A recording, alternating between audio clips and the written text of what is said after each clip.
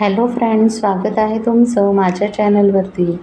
Friends, तुम्हाला जर video आवडला तर व्हिडिओला लाईक करा, चॅनलला सबस्क्राईब करा आणि बेल आयकॉन दाबायला विसरू नका. अलका आज सकाळपासूनच उदास होती. कशातच मन रमत नव्हतं. रात्री छान झोप होताच बाबांची प्रेमळ छबी स्वप्नात दिसली होती. बाबा स्वप्नात दिसले की अलका दिवसभर टीप गाळत बसते हे एव्हाना नवरा आणि मुलं यांना माहितीच पडलं होतं. तरीही अलकाला आज वेगळीच हुरहुर लागून राहिली होती. काय होतं हे तिलाच कळत नव्हतं.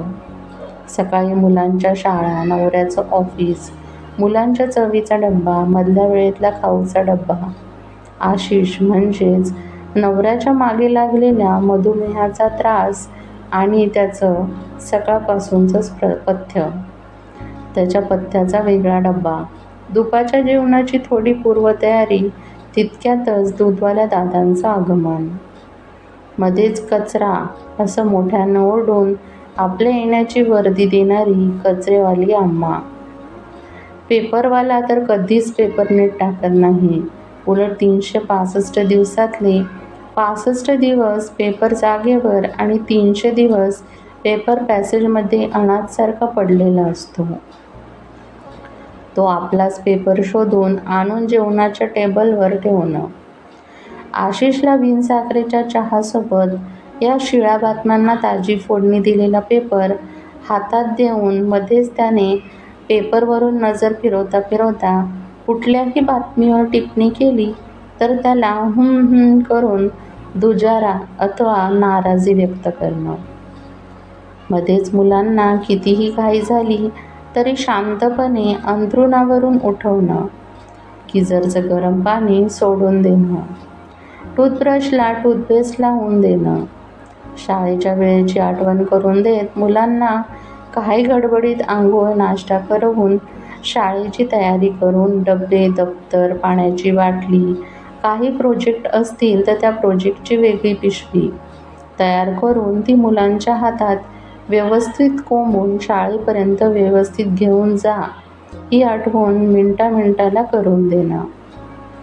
आणि या गडबडीत इमारतीच्या गेटसमोर मुलांची स्कूल बस येण्याअगोदरच 2 मिनिट तरी लवकर जाऊन थांबणं आणि स्कूल बस आल्यानंतर मुलं सीटवर नीट बसल्याची खात्री किन्नरदादांकडून 4 वेळा करून घेऊन मुलांना वेळेत डब्बा संपवण्याची सूचना करणं. स्कूलच्या वॉशरूमचा वापर टीचरची परवानगी घेऊनच करा ही सूचना वारंवार देऊन बस जागची हलल्यावरच अलका ही शांत मनाने घराची वाट धरायची. अलकाची सकाळची घाई आशिष, मुलं यांच्या अंगवळणी पडली होती. स्कूल बसचे ड्रायव्हर आणि किन्नर काकांच्या अंगवळणी अलकाच्या सूचना पडल्या होत्या.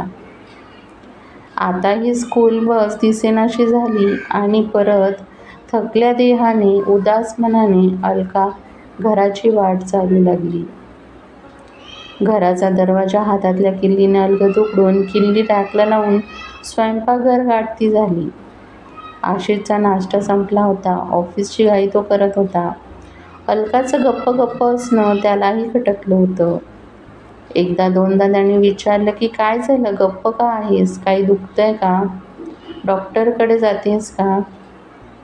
अलकाला तोही प्रश्नांचा भडीमार सहन झाला नाही आणि तिने फक्त नकारार्थी मान हलवून कामात व्यस्त आहे असं दाखवू लागली.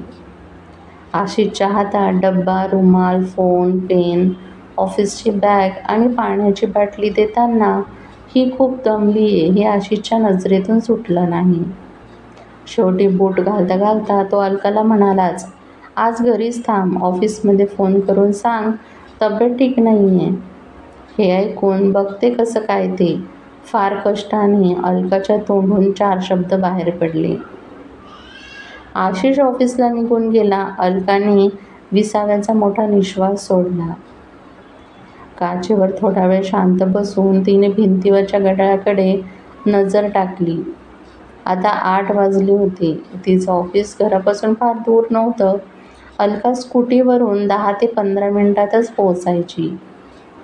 कामवाल्या मावशी येईपर्यंत अलका तिथेच लवंडायचा मोह अलकाला सुटला नाही. डायनिंग टेबलच्या काचेवर पडल्या पडल्या डोळे शांत मिटून अलका विचार करत राहिली. आज बाबांची खूप खूप आठवण आली आणि अर्थातच सीताईची पण. विचारांच्या गर्तेत अडकलेल्या अलकाची झोपमोड कामवाल्या मावशीने केली. दारावरची बेल दाणकन वाजवून मावशीने अलकाला झोपेतून उठवलं. छान झोप लागली असताना, आधीच मन कावराबावरं झालं असताना, बाबांची आठवण येत असताना बेलचा कर्कश आवाज अलकाच्या छातीची धडधड वाढवून गेला. धडपडत तिने दार उघडून मावशींना आत घेतलं. घड्याळाकडे परत एकदा नजर टाकली. आता आपल्याला आवरायला हवं याची अलकाला जाणीव झाली. मावशी नित्याची कामं करू लागल्या. अलकाची स्वतःची तयारी होत असताना आजच्या ताज्या सूचना, या सदरखालच्या सूचना अलका मावशींना देऊ लागली. आणि माका सगळं येता या अर्थानं मावशी ऐकून न ऐकल्यासारखं करू लागली. अलकाची घाई आणि मावशींच्या हातचा मळ असणारी कामं एकदाच वेळी संपत आली. दोघींसाठी परत एकदा फक्कड चहा ठेवून मावशी लादीवरच मांडी टाकून बसली. चहाला उकळी फुटली. आलं, गवती चहा, तुळशीचा सुवास अलकाच्या नाकातून मनात पोहोचला. मनापासून अलका ताजीतवानी झाली. सकाळपासूनची उदासी खूप लांब पळाली. मावशीने चहात दूध ओतून परत एकदा चहाला उकळी काढून गॅस बंद केला. 2 कपात चहाच्या गाळणीने दोघींसाठी चहा गाळला. 1 कप स्वतःकडे ठेवून दुसरा कप अलकाच्या हातात दिला. मनापासून आभार मानत अलकाने अगदी चवीचवीने घोटघोट करत चहा संपवला. बेसिनजवळच्या नळाखाली 2 कप विसळून लगोलाग मांडणीवर ठेवत मावशी जायला निघाल्या. अलकानेही आरशासमोर उभं राहून तोंडावरचा शेवटचा पावडरचा थर चढवला. लिपस्टिक व्यवस्थित केली आणि दार काळजीपूर्वक लावून मावशी पाठोपाठ अलकाही घराबाहेर पडली. इमारतीच्या आवारातली तिची स्कूटी तिची वाटच बघत होती. स्कूटी चालू करून अगदी हळुवारपणे अलका मुख्य रस्त्यावर आली. मुख्य रस्त्यावर वाहनांची गर्दी होती. अलका कधीच गाडी स्पीडने चालवायची नाही. कितीही उशीर झाला तरी आता ती अगदी काळजीपूर्वक गाडी चालवत ऑफिसजवळ करू लागली. जसं जसं ऑफिस जवळ येऊ लागलं तशी तशी तिची अनामिक हुरहुर वाढू लागली. ऑफिसची मुख्य कमान, त्यावरचं मोठ्या अक्षरातलं सगळ्यांचं लक्ष वेधून घेतलं. नातं जन्मांतरीचं हे नाव अलकाच्या नजरेत भरलं. आपुसकीने तिचे डोळे पाणावले. हे ऑफिसच नव्हतं, मुळी तिला स्वतःची मुलगी मानणाऱ्या देसाई दाम्पत्याने उभं केलेलं साम्राज्य होतं. अनाथालय आणि वृद्धाश्रम यांचं एकत्रीकरण म्हणजेच नातं जन्मांतरीचं. अलका या कुटुंबाची, देसाई उभयांतांची मागे एकमेव प्रमुख होती. निष्ठेने सांभाळत होती. अनाथ मुलं मुली, वृद्धांची प्रेमाने देखभाल करत होती. एकंदरीत नातं जन्मांतरीचंच मनापासून निभावत होती. ऑफिसमध्ये पाऊल टाकल्याबरोबर तिची नजर पूर्ण परिसरावर फिरू लागली. एखादं खोडकर लेकरू एखाद्या आजी आजोबांना त्रास देत नाही ना याचा अंदाज घेऊ लागली. सगळं आलबेल असल्याचं लक्षात आल्यावर ती आपल्या केबिनमध्ये शिरली. समोर देसाई दाम्पत्याचा भला मोठा फोटो हसऱ्या चेहऱ्याने तिच्याकडे बघत होता. तिला तो भास नक्कीच व्हायचा की आऊ आणि आबा तिच्याकडे बघून हसतायत. सौ देसाईंना ती आऊ म्हणायची आणि देसाई काकांना आबा म्हणायची. आता ही आऊ आणि आबांच्या फोटोकडे बघून तिने भक्तिभावाने हात जोडले. नामदेवने आधीच अगरबत्ती आणि टपोरी गुलाबाची फुलं फोटोसमोर ठेवली होती. ती शांत शांत झाली. वातावरण प्रसन्न होतं. खुर्चीत बसून तिने शांतपणे हाताजवळची बेल वाजवली. अद्वीने नामदेव समोर येऊन उभा राहिला. हातातली फाईल टेबलवर ठेवून जाण्याची आज्ञा कधी होते याची वाट पाहू लागला. मॅडम, आज सकाळी 4 नवीन ॲडमिशन झाली आहे वृद्धाश्रमात. न विचारताच नामदेवने माहिती पुरवली आणि अलकाला खरंच राग आला. स्वतःची लहान मुलं आईवडील जर सांभाळता येत नसतील तर त्यांच्या कमवत्या माणसाने सरळ जीव द्यावा, या विचारांची अलका होती. नवीन सदस्य या वास्तूत आले की अलकाच्या मनात घालमेल सुरू व्हायची. का सोडतात ही मुलं आईवडिलांना अशा ठिकाणी? का पोचताना त्रास होतो या मुलांना? आणि जर लहान मुलं असली तर ती गळगळ रडायचीच. तिला तिचं बालपण आठवायचं. आता ती तिचे त्रासिक मनाने नवीन सदस्यांची नावांची फाईल जवळ ओढली. नामदेवला काही जुजबी सूचना देऊन ती नाव वाचू लागली. नामदेव नवीन सदस्यांची यादी बनवायचा. संपूर्ण माहिती लख्ख ठेवायचा. पदाने शिपाई असला तरी पूर्ण ऑफिस छान सांभाळायचा. आताही लगबगीने नामदेव नवीन सदस्यांच्या राहण्याच्या सोयीकडे लक्ष देण्यासाठी निघून गेला. अलका नाव वाचू लागली. नवीन सदस्यांत एक आजोबा आणि 3 महिला होत्या. एक नाव नजरेखाली घालता घालता 4थ्या नावावर ती थबकली.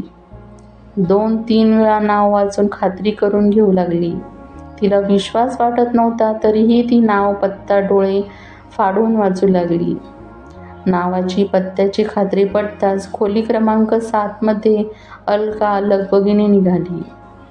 तिची केबिन ते खोली क्रमांक 7 हा प्रवास तिला खूप लांबचा वाटला. तिच्या जन्मापासून ते आत्तापर्यंत इतका अलकाने दारावर टक टक टक केली. दार अर्धवट उघडच होतं. आतील स्त्रीने कोण आहे असं कंप पावल्या आवाजात विचारलं आणि अलकाची खरी खात्री पटली. ती तिची सावत्र आई होती. अलकाने अधारतेने दार उघडलं. समोरच्या कॉटवर ती वृद्ध स्त्री झोपली होती. आजारी असावी असा अंदाज अलकाला आला. अलका आगवेगाने त्या वृद्ध स्त्रीच्या जवळ गेली. मायेने डोक्यावर हात फिरवू लागली. त्या वृद्धेला कळतच नव्हतं की ही मॅडम मला अशी का माया लावतीये. डोळ्यात पाणी भरून अलकानं त्या वृद्धेला हाक मारली. माई, इथं कशी काय आलीस तू? कोणी सोडलं तुला इथे? आणि विजय आणि अजय कुठे आहेत? माई तिच्या या प्रश्नाने भांबावून गेली. आपलं नाव, आपल्या मुलांची नाव या मॅडमला कशी काय माहीत, या विचारात पडली. ती एकटक अलकाकडे बघत राहिली. शेवटी माईच्या मांडीवर डोकं ठेवून अलका बोलून गेली. माई, मी अलका. ओळखलं नाहीस तू मला? हे ऐकल्यावर माईच्या पायाखालची जमीनच सरकली. माईच्या अंगातली थरथर वाढली. ओक्साबोक्शी रडत माई अलकासमोर हात जोडून उभी राहिली. रडता रडता एकच वाक्य कशी तरी बोलून गेली. मुली, मला माफ कर. तुझ्या या कर्म दरिद्री माईला माफ कर. तुझे मी छळ केले याची शिक्षा मला देवाने दिली. माईला खूप वेळ पोटाशी धरून अलका हमसून हमसून रडू लागली. सकाळपासून आपल्या मनाला जो उदासीनपणा आला होता त्याचं कारण तिला कळालं. माईची चोख व्यवस्था करून अलका लवकरच घरी पोहोचली. मुलं, नवरा यांच्या येण्याअगोदरच अलका येऊन बसली होती. पण मन मात्र नातं जन्मांतरीतच मध्ये सोडून आली होती. माईला आपल्या घरी आणण्याचं तिने मनाशी पक्क केलं आणि निश्चिंत मनाने बेडवर पहुडली. माई डोळ्यासमोरूनच जात नव्हती. बघता बघता अलकाच्या नजरेसमोर तिचा जीवनपट उलगडू लागला. जो भूतकाळ तिने काढला होता तोच आज तिच्यासमोर उभा होता. अलका, रामराव आणि सुनीता यांची एकुलती एक कन्या. अलका जन्मास आल्यापासून सुनीताबाई आजारी पडू लागल्या. अनेक उपचार करूनही सुनीताबाई बरी होण्याचं नाव घेत नव्हत्या. रामराव एका प्रतिष्ठित कंपनीत काम करत होते. विश्वासू आणि मेहनती रामराव कंपनीत आणि समाजातही सज्जन गृहस्थ म्हणून ओळखले जात होते. सुनीता कर्तव्यदक्ष स्त्री होती. हसमुख चेहरा आणि प्रेमळ सुनीता शेजाऱ्यांच्या उपयोगी पडत होती. सुनीता, रामराव आणि त्यांची वृद्ध आई तिघांचा छान संसार चालू होता. त्यातच आता लहानगी अलकाची भर पडली होती. सुखाने ओंजळ भरत असतानाच सुनीताचं आजारपण घरावर दुःखाची छाया पाडीत होतं. अलका जेमतेम 2 वर्षाची असताना सुनीताबाईंनी अलकाचा, रामरावचा भरल्या संसाराचा, या जगाच्या भरल्या कपाळाने, भरल्या गळ्याने दुःखद निरोप घेतला. रामरावांचा आधार गेला. अलकाचं छायेचं छत्र हरपलं. रामराव अगदी एकटे पडले. अलकाला छातीची कवटाळून रात्रंदिवस अश्रू ढाळू लागली. सुनीताबाईंना जाऊन आता पुरता महिना झाला होता. रामराव हळूहळू उघडल्या प्रसंगातून बाहेर येण्याचा प्रयत्न करत होते. घराला मृत्यूच्या सावलीतून सावरायचा प्रयत्न करत होते.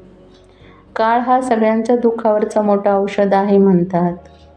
त्याचप्रमाणे रामराव, अलका, वृद्ध आई, संसार, कंपनी ह्यात गुंतून गेले होते. अलका आता जवळजवळ 3 वर्षांची झाली होती. रामरावांची आई आता अधूनमधून आजारी पडू लागली होती. आपल्या पाठी या दोघांचे काय होणार या काळजीने झुरत राहिली.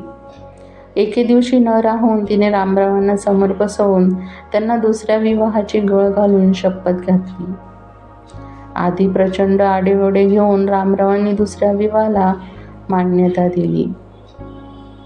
रामरावांचा दुसरा विवाह झाल्यानंतर काही दिवसांनी त्यांच्या आईनेही जगाचा निरोप घेतला.